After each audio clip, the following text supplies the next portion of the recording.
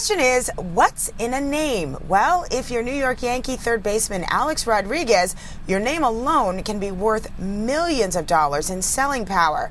But what about when scandal strikes? How does that affect a player's marketability and endorsements and the brand? Well, to find out, we're joined by Dr. John Tantillo. He is a brand expert and psychologist. John, thanks for joining us today. Well, thank you, Alicia. Great to be here. Now, for those people who haven't been paying attention, there have been some recent allegations about Yankees third baseman Alex Rodriguez and Madonna. Tell us the latest. Well, I don't think it's all new to us, but you have to understand that A-Rod is the performance brand. And so when you talk about a brand, there are two things that you have to be concerned about.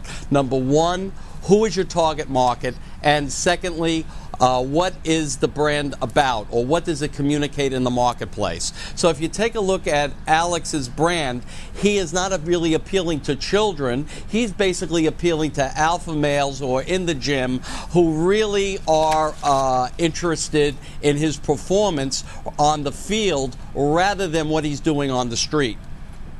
So how does this scandal affect him? Does it hurt him at all? I don't believe it does, and I'll tell you why. The products that Alex Rodriguez endorses, which are Nike, Topps baseball cards, and the third PepsiCo products, these are the three brands. These are the three groups of brands that he, in fact, endorses. Now, with PepsiCo, they have to be very, very careful on the kinds of products that they, in fact, ask Alex to endorse. But if he's going for, let's say, Gatorade or Propel, which are more energy drinks or sports drinks, I don't think there's a problem here at all. Now, Sports Illustrated estimated that A-Rod will earn approximately $145 million over his career, and that doesn't even count endorsements. So how much does he actually make from these endorsements? Well, it's been estimated, and the good folks at Forbes have estimated it in 2008, that Alex will gross about $29 million in endorsements. Incredible. And of course, now scandal in sports, that's nothing new. Just a few years ago, Kobe Bryant was accused of sexual assault.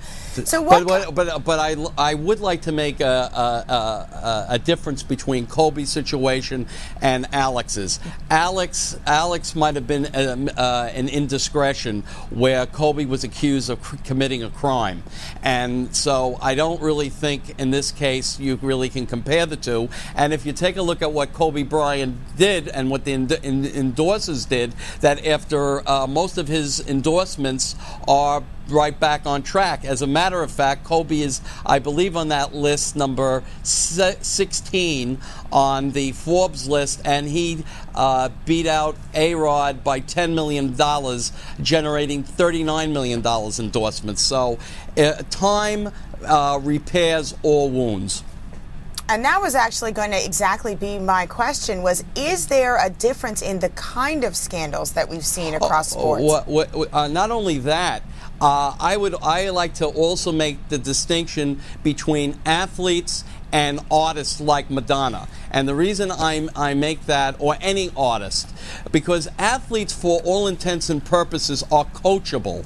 What you can do with an athlete is tell them this is what you should do and this is what you shouldn't do after they've made a mistake, because they're always getting feedback from their coaches. However, with an artist, they don't want to be told what to do, and they're much more difficult, in fact, to get on your side when it comes to these kinds of issues.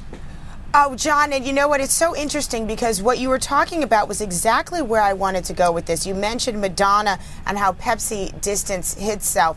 So where does this scandal go for Madonna, who's the other party in this scandal? How does this affect her? Well, I think short term there might be a bump in the road, and I'm not sure what brands in terms of she's in fact endorsing, but long term, time heals all wounds, and I don't really see it really affecting her long term.